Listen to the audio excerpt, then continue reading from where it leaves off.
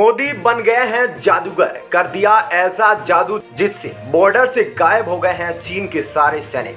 जी हां, मोदी का जादू और भारतीय सैनिकों के शौर्य से चीन के सैनिक इस कदर बॉर्डर से गायब हुए कि उनका अब कोई पता नहीं चल रहा है। भारत के काम से अमेरिका भी आश्चर्य में है। भारत अब सुपर पावर की तरह बर्ताव कर रहा है। ऐसा क्या किया है मोदी ने जिससे चीन की सेना में मच गई है खलबली। चीन को अब कुछ समझ नहीं आ रहा है, जिसके चलते उसने भारत के सामने सरेंडर कर दिया है। पिछले 2 सालों से चले आ रहे भारत चीन सीमा विवाद में अब लग चुका है विराम। क्या हुआ और कैसे हुआ, ये सब आपको बताते हैं सब कुछ इस वीडियो में। पूरी खबर जानने के लिए वीडियो को अंत तक जरूर देखिएगा और चैनल को सब्सक्राइब जरूर कीजिएगा। दोस्तों, भारत और चीन की सेनाओं ने गुरुवार को घोषणा करके बताया कि उन्होंने पूर्वी लद्दाख के Gogra hot spring patrolling point 15 इलाके से पीछे हटना शुरू कर दिया है। इसके साथ ही 2 साल पहले जो तनाव हुआ था वह सुलझने का मुकाम आ गया है। गतिरोध के आखिरी पॉइंट पर भी सैनिक पीछे हटना शुरू हो गए हैं। हालांकि एलएसी पर डेमचोक और डेपसांग एरिया में अब भी गतिरोध कायम है, लेकिन यह विवाद कई वर्षों से चला आ रहा है।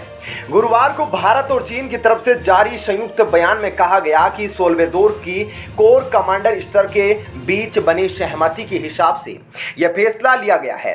यह सीमाई इलाके में शांति के लिए अच्छा है। पूर्वी लद्दाख में ही Pangong Gogra hot spring area से सैनिक पीछे हट गए, लेकिन चुनौती अब भी कई है। एलएसी के दोनों तरफ दोनों देशों ने हजारों की संख्या में सैनिक तैनात किए हैं, जिन्हें पीछे करना यानी शांति वाली स्थिति में फिर से भेजना असल चुनौती है। भारत चीन की सेनाओं के अचानक नरम रुख अपनाने के बाद अब सारी नजरें दुनिया की एससीओ मीटिंग पर है।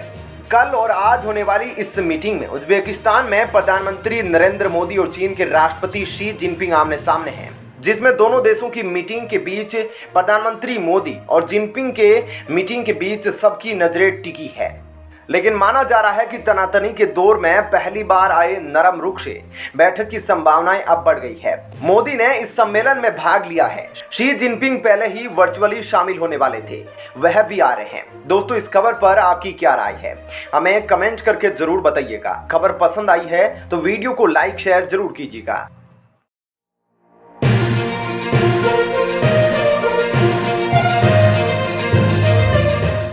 दोस्तों, चीन जो कि हर समय भारत के लद्दाख के जमीनी इलाके पर कब्जा करने का मन बनाया रहता है, वह अब पीछे हो रहा है। अब चीन भारत के समझौते के लिए तैयार है। ऐसा क्या हुआ है जिससे चीन ने एलएसी पर अपनी सेना वापस बुला ली है? क्या चीन भारत और रूस की दोस्ती से डर गया है या यह चीन की कोई नई चाल है?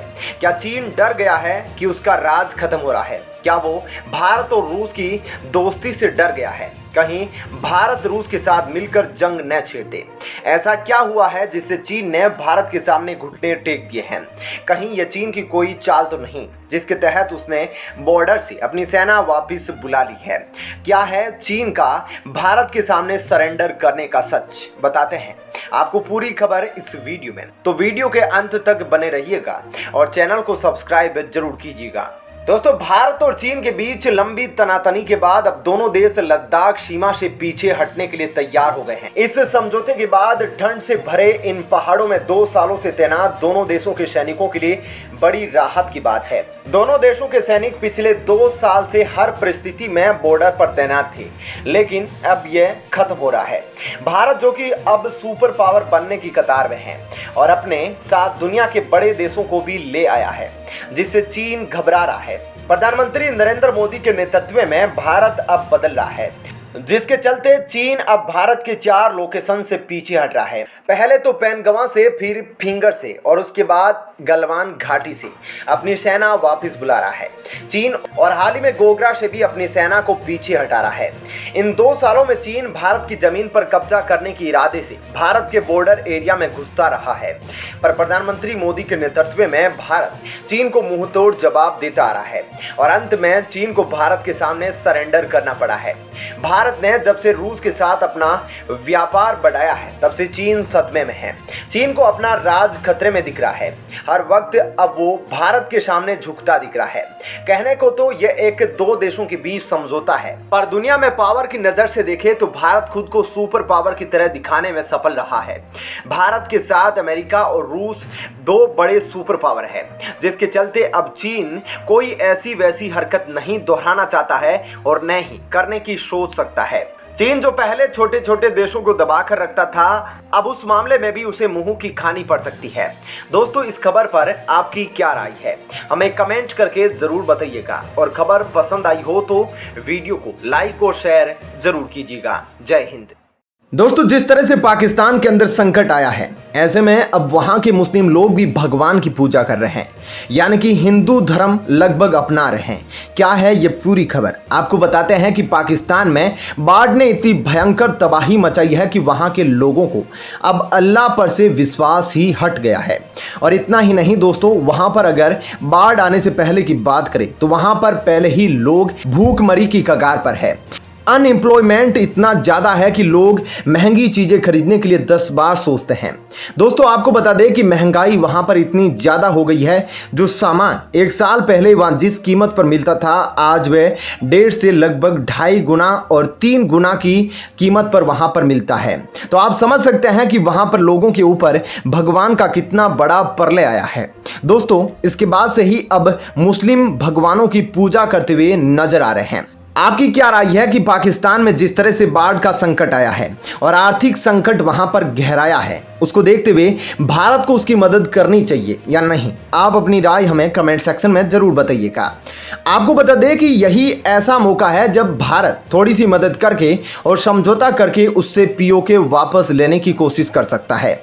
लेकिन यहाँ पर बैठी मोदी सरकार चाहती है कि पीओके सहानुभूति से नहीं बल्कि अपने हक से लिया जाए, क्योंकि पीओके भारत का हिस्सा है और वह पाकिस्तान चीन की मदद से पीओके पर अवैध रूप से कब्जा करके बैठा है। हालांकि सबसे दिलचस्प बात यह है कि वहां के लोग भी अब पाकिस्तान सरकार के अधीन रहना नहीं चाहते हैं, बल्कि वे अब भारत सरकार के कॉन्स्टिट्यूशन को फॉलो करना चाहते हैं और भारत सरकार में ही मिलना चाहते हैं। तो आप समझ सकते हैं कि पूरे पाकिस्तान में एक तरह से ऐसी लहर चल गई है कि लोग अब भगवान की पूजा कर रहे हैं और भारत को अपना आदर्श मानने लगे हैं। तो सबसे पहली बात तो यह है कि भारतीय समुदाय के लिए बड़ा आईना है कि दूसरे देशों के मुस्लिमों को देखकर वे अपने आप को भी सुधारे और जिस तरह से वे कट्टरपंथी विचारधारा वाला काम करते हैं उसे करना बंद करें। क्योंकि भारतीय मुस्लिमों की बात की जाए तो वह हिंदुओं के भगवानों की पूजा करने की बात तो दूर, वह तो पाकिस्तानी झंडे फहराते हैं, वह पाकिस्तानी गाने बजाते हैं। तो आप समझ सकते हैं कि वह लोग कितना नीचे तक गिरे हुए हैं। लेकिन पाकिस्तान की बात करें तो वहां पर मुस्लिम लोग अल्लाह का साथ छोड़कर सनातन धर्म की ओर बढ़ रहे हैं। और क्या कुछ है पूरा डिटेल में आपको बताते हैं। आपको बता दें कि पाकिस्तान में रहने वाले मुस्लिम अब अल्लाह का साथ छोड़कर भगवान की शरण में आ गए हैं और वे एकजुट होकर भगवान का कीर्तन कर रहे हैं। और ऐसे में वे भगवान से सीधे सीधे विनती कर रहे हैं कि प्लीज हमें इस आपदा से निकालिए और हमारी जिंदगी को बचाइए। ऐसे में आप देख सकते हैं कि इस बाढ़ से निकलने के लिए पाकिस्तान अब कैसे भगवान श्री कृष्ण को खुश करने में लगा है। आपको बता दें कि दोस्तों, पाकिस्तान में एक ऐसा मंदिर भी है जिसने अपने आप में एक बहुत बड़ा चमत्कार दिखाया है। क्योंकि पाकिस्तान में जहां हर तरफ पानी भर गया, लेकिन इस महादेश्वर मंदिर में बिल्कुल भी पानी नहीं भरा है और यहां पर हजारों लोग रह रहे हैं और यहां रहकर ये लोग अपनी जिंदगी को बचा रहे हैं। ऐसे में अब लगता है कि पाकिस्तान के लोगों को यह एहसास होना शुरू हो गया है कि उन्हें अब भगवान की शरण में जाना चाहिए, उनकी प्रार्थना करनी चाहिए। दोस्तों, ऐसे में इस खबर के बारे में आपकी क्या राय है, हमें कमेंट करके अपनी राय जरूर बताइएगा। साथ ही वीडियो को लाइक, शेयर और सब्सक्राइब चैनल को जरूर कीजिएगा